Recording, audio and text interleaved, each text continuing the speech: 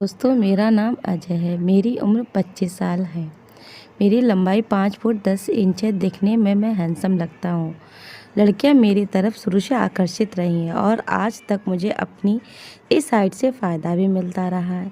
यह घटना मेरे और मेरे पड़ोस की एक डॉक्टर भाभी के बीच की है, जो कुछ साल पहले घटी थी। उस समय मेरे पड़ोस में एक डॉक्टर भाभी रहती थी। उनका नाम सरिता था। भाभी के घर के सामने मैं अपने एक दोस्त के साथ बैडमिंटन खेलता था। सरिता भाभी भी 1-2 साल की बेटी थी, जो मेरे साथ खूब खेलती थी। भाभी अपने पति से तलाक हो चुका था। वह अकेली ही अपनी बेटी के साथ रहती थी। मैं भी उनके जैसा ही था। अपनी पत्नी से अलग होने के बाद मैं भी अकेला ही रहता था। मेरे और उनकी अच्छी मित्रता हो गई थी। मैं अक्सर उनके घर आता जाता रहता था। इस कारण कभी-कभी मैं उनके छोटे-मोटे काम भी कर देता था। उनकी बेटी के साथ खेलने जाता था और धीरे-धीरे उनके साथ भी ऐसे ही चलता रहा। धीरे-धीरे वह मेरी तरफ और मैं उनकी तरफ आकर्षित होता चला गया। कभी-कभी हम दोनों दोहरी मीनिंग बातें भी कर लेते थे। एक दिन निशु, जो उनकी बेटी का नाम था, मेरे पास खेल रही थी। अचानक वह रोने लगी। भाभी ने कहा, शायद निशु भूखी हो गई है, उसे दूध पीना है। निशु अभी भी अपनी माँ का ही दूध पीती थी। भाभी की बात पर मैंने भी अपनी धुन में जवाब दिया। मेरे जवाब पर भाभी शर्मा गई और प्यार भरे गुस्से से बोली, बड़े बदमाश हो आप। मैं हंसने लगा। कुछ देर बाद अपने घर आ गया। इस तरह मेरी शरारतें धीरे धीरे बढ़ने लगी। कभी मैं उनके ऊपर बर्फ़ डाल देता तो कभी टप कर जूस भेज देता। भाभी मेरी इन बातों पर कभी बुरा नहीं मानती थी। डॉक्टर भाभी दिखने में बहुत ही सुंदर थी। उनकी उम्र 30 साल, रंग गेहुआ और करीब 5 फुट 6 इंच हाइट थी। वह जब चलती थी तो उस समय भाभी को देखकर किसी का भी ईमान डोल जाए। एक दिन मैंने उनसे पूछा, भाभी क्या आपको कभी अकेलापन नहीं लगता है? उन्होंने लंबी सांस भरकर कहा, लगता तो है, पर क्या किया जा सकता है। मैंने उनकी तरफ आशा भरी निगाहों से देखा तो शायद उनके मन में कुछ बात आ गई। अब उन्होंने मुझसे पूछा, क्या आपको नहीं लगता कि क्या? मैंने कहा, भाभी मुझे अलग हुए कई साल हो गए हैं और मुझे एक साथी की ज़रूरत है। आप चाहें तो हम एक दूसरे की ज़िंदगी का खालीपन दूर कर सकते हैं। भाभी मेरी तरफ एक अरमान से देखने लगी।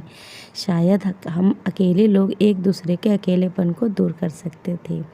इसीलिए उन्होंने मेरी बात का बुरा नहीं माना। उन्होंने एक नज़र मुझे फिर से देखा और कहा, अजय मुझे सोचने का वक्त दो। मैंने कहा, भाभी आपको जितना वक्त चाहिए आप ले लो। उस दिन हम दोनों के बीच कोई बात और नहीं हुई और मैं चला आया। अगले दिन शाम को मैं उनके घर गया और निशु को गोद में लेकर सोफे पर बैठ गया। भाभी 2 कप चाय बना लाई। हम दोनों चाय पीने लगे। मैंने पूछा, आपने हमारे बारे में कुछ सोचा? भाभी ने नज़रें झुका ली और कुछ नहीं बोली। मैं समझ गया कि वह तैयार हैं, लेकिन मैं जल्दबाजी नहीं करना चाहता था। मैंने उन्हें सहज कहते हुए कहा, भाभी आप अपना समय लीजिए, मैं जल्दी में नहीं हूँ। दोस्तों, हमारी बातें ज़्यादातर इंग्लिश में ही होती थी, क्योंकि वह बहुत पढ़ी लिखी थी और मैं भी। 2 दिन बाद न्यू ईयर का अवसर था। मैंने भाभी को बोला, क्या आप मेरे साथ न्यू ईयर सेलिब्रेट करना पसंद करेंगी?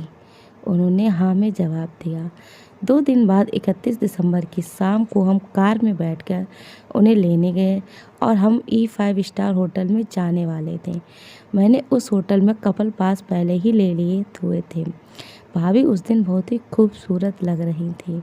उन्होंने काली साड़ी पहनी हुई थी, जिस वजह से वह और सुंदर लग रही थी। मैंने उनकी तारीफ़ की। हम दोनों वहाँ से होटल चल दिए। होटल पहुंचकर मैंने निशु को गोद में ले लिया और डांस एरिया के पास खड़ा हो गया।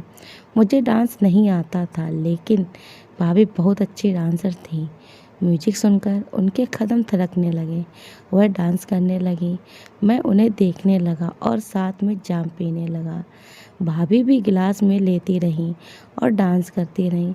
लगभग 12 बजे वहाँ सभी लोग एक दूसरे को नए साल की बधाई दी। हम तीनों ने खाना खाया और घर आ गए। भाभी ने उस दिन बहुत ज़्यादा ही पी ली थी। मैं निशु और उनके कमरे में सुलाकर बाहर ड्राइंग रूम में सोफे पर बैठकर भाभी के साथ बातें करने लगा। इसी बीच भाभी थोड़ी गंभीर होकर बोली, अजय क्या मैं तुम्हें गले लगा सकती हूँ? मैं कुछ नहीं बोला और उनका हाथ पकड़कर उन्हें दीवान पर लेटा दिया। उनके ऊपर बिछावन रखकर मैंने अपने आप को संभाला। यह मेरे लिए एक सपने जैसा था। मैं उनके चेहरे को बहुत देर तक देखता रहा।